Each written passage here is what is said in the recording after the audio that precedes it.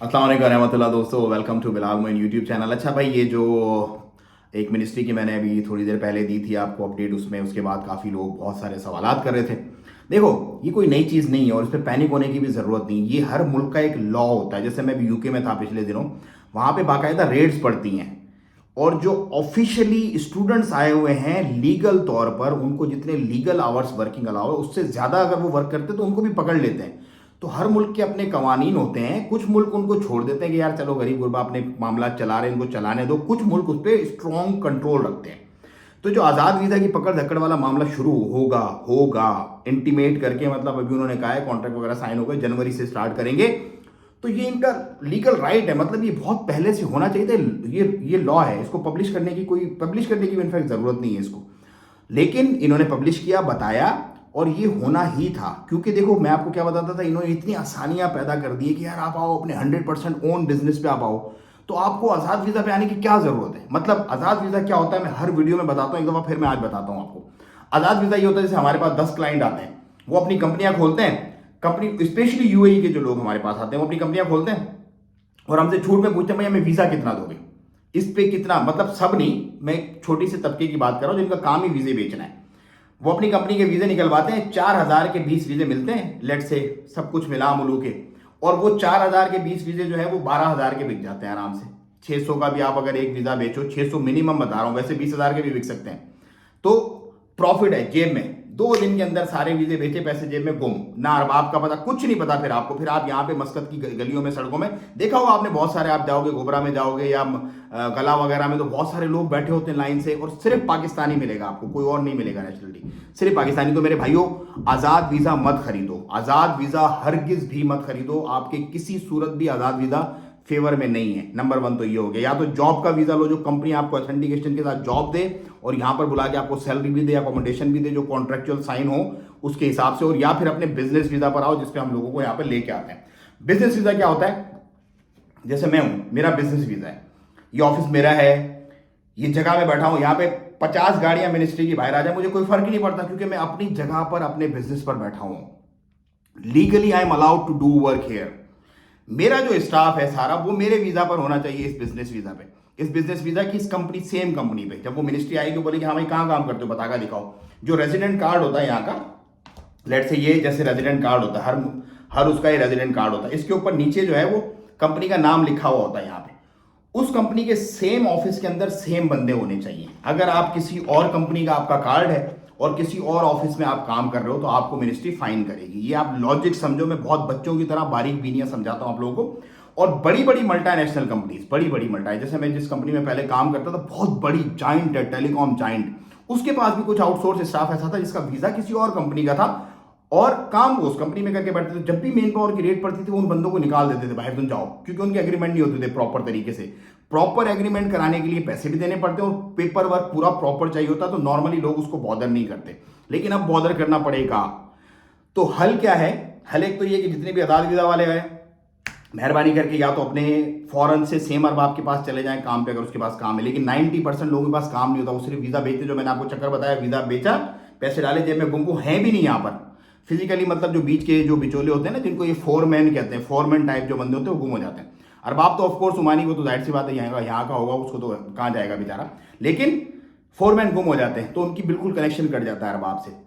या तो वो फौरन से सेम अरबाब के पास अपने वीज़ा, या फिर वो फौरन से यहाँ से एग्जिट करें और अपने, अगर उनके काम अच्छे चल रहे हैं तो बिजनेस वीज़ा पर आए, फौरन फौरन बिजनेस वीज़ा पर आए, अपनी कंपनी वगैरह बनाएं और अपने वीज़े जो है वो शरीक तिजारी बिजनेस पार्टनर के जो है वो अपने वीज़े लगाओ और धड़कले से चिल प्रोग्राम, बिल्कुल मतलब समझ लो कि चिल करके अपना काम कारोबार करें, जैसे हम सब लोग कर रहे हैं और जैसे जितनों को भी हमने बुलाया सब वैसे ही कर रहे हैं। तो आज़ाद वीज़ा का आपको कॉन्सेप्ट समझ में आ गया होगा कि उसका ना कोई पता होता है ना आता होता, बस कंपनी वीज़े निकालती है, वीज़े बेचती है, वीज़े बेच के अपने पैसे लेके गुम हो जाते हैं और लोगों को सड़क के ऊपर जलील होने के लिए छोड़ देते हैं। वो ये होता है आज़ाद वीज़ा। कंपनी का वीज़ा क्या होता है? बिजनेस वीज़ा, जो हम लोग बिजनेस की कंपनी बनवा के देते हैं। कंपनी के बाद उनकी पूरी तरतीब होती है, वो मालिक होते हैं, चेकबुक उनकी होती है, कोई अरबाब नहीं होता, कोई कफील नहीं होता, वो खुद 100% मालिक होते हैं अपने। अब इसके अलावा मैं कुछ और चीज़ें आपको बता दूं जो मैंने आपको पिछले कुछ 6-7 महीने से मैंने आपको बताई थी। वो क्या थी? देखो, इस मुल्क को मैं बहुत अच्छे तरीके से जानता हूं। पिछले 14 साल तकरीबन से मैं इस मुल्क की एक एक चीज़, एक एक बारीकियों को जानता हूं कि कब ये क्या करते हैं तो उसके बाद अगला डिसीजन क्या होता है। और ये कॉमन सेंस है, इसमें कोई रॉकेट साइंस नहीं है, कॉमन सेंस है। जब इन्होंने 100% ओन बिजनेस वाला मामला खोला था उसी वक्त मेरा माथा ठंडा गया था, क्योंकि इन्होंने इतनी आसानी कर दी। कभी नहीं हुआ सल्तनत ओमान में 100, दुबई में तो कई सालों से, लेकिन ओमान में नहीं हुआ। ओमान में 100% ओन का मतलब क्या है कि अब खुली फरावानी होगी, लोग आएंगे, पैसा आएगा, सब कुछ आएगा, बिजनेस आएगा, जाहिर सी बात है। तो अब जाहिर सी बात है जब इतने काम वाले लोग, पैसे वाले लोग आ गए, तो लेबर जो पीछे पड़ी हुई है उसका तो यूजलेस है ना। वो तो एक समझ लो कि इकोनॉमी पे एक बर्डन बन गई है। क्यों बर्डन बन गई है? क्योंकि उनके चीजें प्रॉपर नहीं, और बहुत बड़ी तादाद तो ऐसे कि इसके बता के ही नहीं है। मतलब हुकूमत को उनसे कुछ नहीं मिल रहा, कुछ नहीं मिल रहा। वो यहीं पे ब्लैकमेल होके 10 रियाल का 5 रियाल में काम कर दें, 5 का 2 में कर दें, वो ब्लैकमेल हो, क्योंकि उनका तो कोई खर्चा ही नहीं है।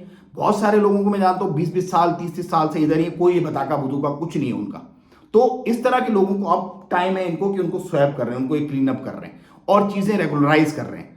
क्यों? क्योंकि रेगुलराइज अगर नहीं होंगी चीजें तो जो इन्वेस्टर आ रहा है यहां पर, उसकी अपॉर्चुनिटीज को, वो बंदा जो इलीगल यहां पर बैठा हुआ है या जो आजाद वीजे पे इधर इधर इधर इधर काम कर रहा है, वो उसकी अपॉर्चुनिटीज को ग्रैब कर लेगा। क्यों? क्योंकि उसका खर्चा कम है, जो इन्वेस्टर पैसा लगा के आ रहा है उसका पैसा ज्यादा है। तो इस चीजों को स्ट्रीमलाइन करने के लिए ये डिसीजंस लिए जा रहे हैं, जो कि हर मुल्क के अंदर होता है। इसमें कोई नया अचंबा नहीं है, ये बहुत कॉमन सी बात है। लेकिन यहां पर कॉमन इसलिए नहीं लग रही क्योंकि ये अब पहली दफा इतने बड़े पैमाने पे होना जा रहा है। तो भाइयों ये बहुत कॉमन सी बात है। अगर आपने सल्तनत ओमान में काम करना है तो आप अपने प्रॉपर पेपर वर्क के साथ काम करो, या तो कंपनी का प्रॉपर वीजा हो, जो कंपनी आपको जॉब पे रखे, जिस कंपनी के ऑफिस में बैठ के आप नौकरी करो, या तो वो हो, या फिर आप अपनी खुद की कंपनी बनाओ और खुद अपनी कंपनी में, जैसे हम बैठे हुए अपने ऑफिस में बैठ के धड़कले के साथ काम कर रहे हैं, कोई टेंशन नहीं है, इस तरह से करो। ये दो सूरतें ही बचती हैं। जो बीच वाली सूरत है कि वीजा खरीदा किसी से 600 का, किसी से 800, किसी से 1000 का और उसके बाद गुम, वो चक्कर अब नहीं चलने वाला। वो चक्कर अब इम्पॉसिबल हो गया, ऑलमोस्ट इम्पॉसिबल हो गया। हाँ, एक सूरत उसकी बचती है कि जैसे मैं सपोज किसी से मेन पावर लेना चाह रहा हूं, तो मैं एग्रीमेंट करूं प्रॉपर तरीके से उस पार्टी से जिसका वो वीजा है बंदा, वो फिर एग्रीमेंट करे, फिर वो एग्रीमेंट फिर मेन पावर के अंदर रजिस्टर्ड भी होना चाहिए मिनिस्ट्री ऑफ लेबर में, ताकि मिनिस्ट्री ऑफ लेबर आए तो उनको पता हो कि भाई ये हमारा एग्रीमेंट है, ये हमने म्यूचुअल अंडरस्टैंडिंग के साथ ये एग्रीमेंट किया और ये एग्रीमेंट मेन पावर के अंदर रजिस्टर्ड भी है, फिर आपकी जान बख्शी होगी। अदरवाइज देयर इज नो वे। इन्होंने फाइन करना है, बिल्कुल करना है और बाकायदा तरीके से करना है। आपने पिछले दिनों देखा होगा मिनिस्ट्री ऑफ ट्रांसपोर्ट ने जो फाइन किए लोगों को 200, 300 रियाल, वो करेंगे। जब भी कोई चीज इलीगल बढ़ती है उसको दबाने के लिए, उसको कंट्रोल करने के लिए मामला मेजर्स लेता है, हर मुल्क लेता है, तो ओमान भी ले रहा है ऑफ कोर्स। और जो लोग ये कहते हैं कि ओमान में कुछ नहीं है, ओमान में, तो देखो जिस मुल्क के अंदर कुछ पोटेंशियल नहीं होती वो इस तरह के डिसीजंस कभी नहीं लेता। वो इलीगल वर्कर को भी बोलता है यार पड़ा रहने दो, चलो कुछ ना कुछ दे के जाएगा, वो सारे मामला। ये क्यों ले रहे हैं? क्योंकि अब इस मुल्क के अंदर पोटेंशियल आ रही है, बहुत बड़ी तादाद में बाहर से पैसा आ रहा है और प्रॉपर्टी और सारी चीजों के रेट आहिस्ता आहिस्ता आहिस्ता ऊपर जा रहे हैं। और आज से 6 महीने पहले जो थे वो आज हालात नहीं है, और आज से 6 महीने बाद जो हालात होंगे वो आज वो हालात नहीं। 6 महीने बाद आप देखोगे कि बिल्कुल फुल स्विंग में वो चीजें ऊपर जा रही होंगी। अगर किसी को मेरी कोई बात बुरी लगे तो बहुत माजरत, लेकिन ये फैक्ट्स हैं, ये हकीकत है। दुआओं की दरखास्त, अपना और अपनों का बहुत ख्याल रखें, इज्जत के साथ जिएं, इज्जत के साथ रहें जहां भी। ये जो छुपना, घूमना फिरना, भागना, इससे फायदा नहीं है। मतलब आप अगर एक जगह जॉब कर रहे हैं, आपको टेंशन लगी यार अभी मेन पावर आ जाएगी, पकड़ लेंगे, फाइन हो जाएगा, तो फायदा क्या है फिर इसका? फिर बेहतर ये कि आप चेंज करें और चेंज करके इज्जत वाली चीज़ों पर आएँ। दुआओं की दरखास्त। अस्सलाम वालेकुम व रहमतुल्लाह।